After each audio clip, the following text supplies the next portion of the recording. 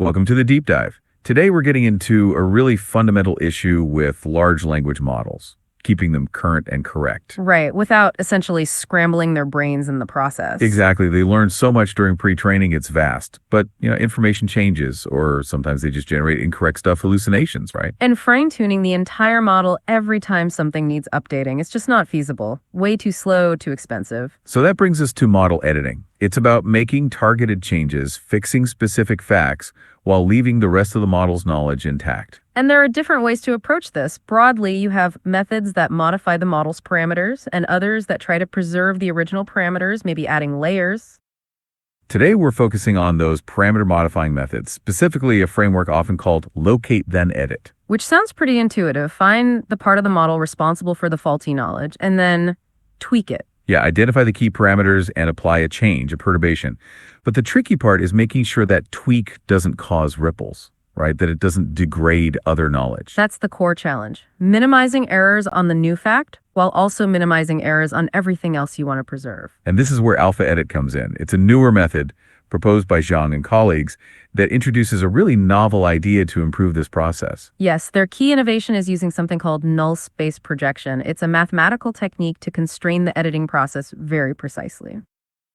The goal being update fact A reliably, but make sure fact B, C, D, all the way to Z stay exactly as they were, and that the model still sounds fluent. And the results they report are pretty striking. Compared to a strong baseline method called MEMIT, they showed, I think it was over a 36% average improvement in some key metrics. That's significant. Wow. Okay. A 36% jump is definitely worth looking into. So our mission for this deep dive is to really unpack the academic side of AlphaEdit, especially this null space projection concept, and figure out why it works so well. Sounds good. It's a neat application of linear algebra. All right, let's start there then. Null space. What exactly is the null space of a matrix, mathematically speaking? Okay, so think of a matrix of the billies. The null space of the billy is basically the set of all vectors, let's call $1, such that when you multiply by $1, you get the 0 vector. So a son of them is a certus, the billy ship that the new set is changing, and the painting them of a date strier case.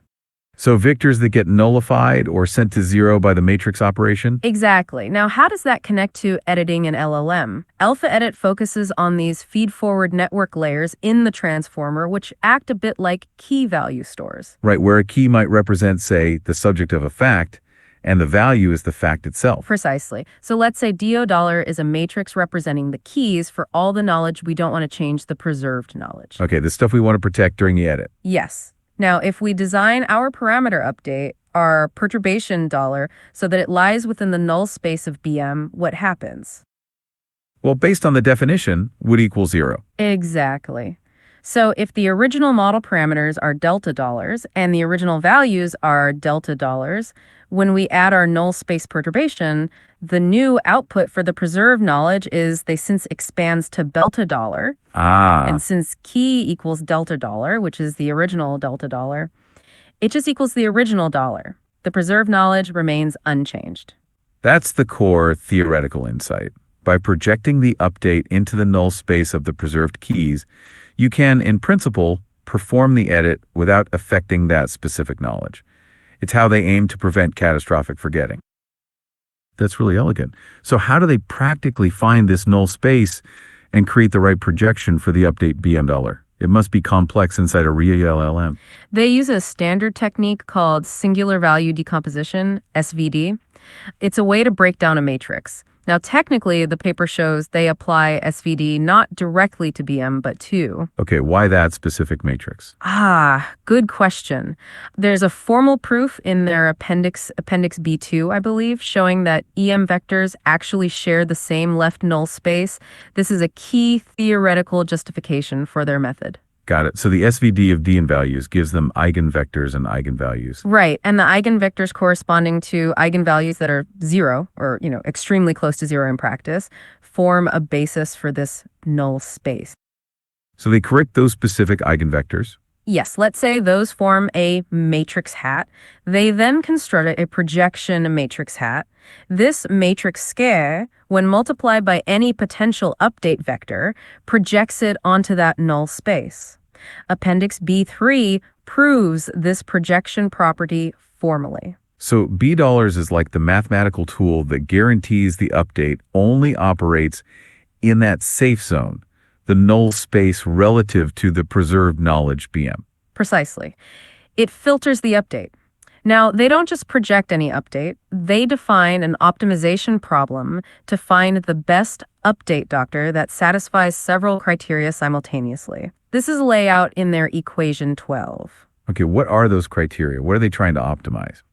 It's basically a minimization problem with three main parts. First, they want the updated model plus BM to directly produce the new knowledge represented by its keys and desired values. That's the edit effective.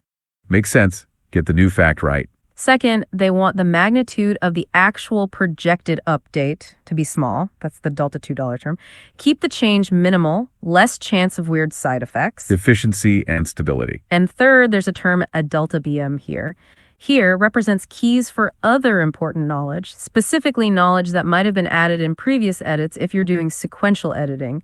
It adds extra protection for facts you've already fixed. Ah, so it tries to avoid overwriting previous edits too. That seems crucial for ongoing maintenance. Exactly. It balances incorporating the new fact, minimizing the overall change within the null space, and explicitly protecting previously edited or otherwise crucial knowledge. That sounds like a complex optimization problem. Do they have to solve it iteratively? Actually, no. And this is another significant academic contribution. They derive a closed-form solution for the optimal dollar delta. This is equation 14 in the paper. A direct formula. That's huge for efficiency. It really is. The formula looks a bit intense, but it's little eats life dollar, so. Okay, let's break that down slightly. Delta is the residual, basically how far off the original model is from the target value. Okay, $1 in bond are the new and protected keys we mentioned, BM$ is the identity matrix, and alpha. Alpha dollar is just a small positive number, a regularization term to ensure the matrix inverse in the formula is well-behaved, mathematically stable. Appendix B.5 actually proves this matrix is invertible under reasonable conditions. And they derive this whole formula using matrix calculus, setting derivatives to zero, the standard optimization approach? That's right. The derivation is in Appendix B.4. Having this closed-form solution means you can just compute the required update directly, no complex iterative search needed. It's elegant and efficient. Okay, so the theoretical underpinnings, the use of null space, the SVD justification, the optimization, and the closed-form solution. It all sounds very rigorous academically. How does it hold up in practice? You mentioned strong empirical results earlier. Yeah, they really put it through its paces. They tested on a range of models, LMA3, 8B, GPT-J, GPT-2-XL, Gemma, Phi-1.5. Quite diverse. Covering different architectures and sizes, and the data text. For testing the core editing ability, especially sequentially, they use standard benchmarks like Counterfact and ZSRE. These datasets are specifically designed for factual recall editing. Okay. And then for more complex, longer edits, they use datasets like LLM, WikiRecent, and Wikibio, which require more than just changing a single subject-object relationship. And they measured, well, how well the edit worked, right? Efficacy? Yes, efficacy was key. Did the model produce the correct new fact? But also generalization, did it recognize the fact even if phrased differently? Specificity, did it only change the target fact and not unrelated ones? Fluency, did the output text still sound natural? And consistency, especially for sequential edits, the exact definitions are in their Appendix A.2. So what did they find? Did AlphaEdit live up to its theoretical promise across these tests? It seems so. The first major observation, OBS 1 in the paper, is that AlphaEdit consistently hits state-of-the-art performance. Those big improvements we mentioned earlier, like over 32% in efficacy and 30% in generalization on LMA3 with counterfact, were typical findings. So it's better at both getting the new fact right and understanding variations of it. Exactly. It really seemed to mitigate that trade-off you often see between successfully updating knowledge and preserving the rest. What about the quality of the language itself? Fluency. That's OBS 2. They found improvements there too. On GPT-2-XL, for instance, fluency was reportedly up by 18% compared to the best baseline. This suggests the null space projection isn't just mathematically sound for knowledge preservation, it also helps maintain the model's linguistic capabilities. And the longer edits. The more complex stuff on LLM and the wiki datasets. OBS 3 covers that. AlphaEdit showed strong performance there as well, particularly in edit success portability, applying the edit across related concepts, locality, not changing unrelated things, and fluency. On Lean, it was particularly good at tasks needing reasoning, like multi-hop or chain of thought, and maintaining consistency within the edited text. That's impressive, handling complex reasoning edits. Now, a big concern with editing is degradation over time. What happens after, say, thousands of edits? So that's Ops 4, looking at general capabilities after many sequential edits. They showed graphically, I think it was figure 4, that baseline methods often showed a significant drop in performance on general tasks after many edits. AlphaEdit, however, maintained its performance much more effectively. So the null-space approach really does seem to prevent that gradual erosion of abilities, that catastrophic forgetting. It appears so. It supports the idea that the edits are more localized and less disruptive overall. Did they look inside the model at the internal representations to understand why it might be working better? Yes, observations 5 and 6 discuss this. They analyzed the hidden states, the internal activations of the model after editing. They found that with AlphaEdit, the distribution of these hidden states remained much more consistent compared to baseline methods. What did the baselines show? The baselines often showed significant shifts in these distributions, suggesting they might be overfitting to the edits, changing the internal landscape more drastically. AlphaEdit's stability here likely contributes to its better generalization and knowledge retention. Less internal disruption, better overall performance, makes intuitive sense. And you mentioned earlier that this null space idea could potentially be combined with other methods? Right, that was observation 7. They actually tried integrating just the null space projection part of AlphaEdit into other existing editing methods like Mimit. Yeah. And it boosted their performance significantly. They reported average improvements of over 28% in editing capability and over 42% in general capabilities just by adding this projection step. Wow, so the core idea itself is powerful and potentially modular. It really suggests that null space projection is a fundamentally strong technique for constrained parameter updates in this context, regardless of the specific surrounding algorithm. They also did ablation studies showing it works well even with less data, Table 6, Figure 11, and its computational cost is comparable to Mimit, Table 7, so it's practical too.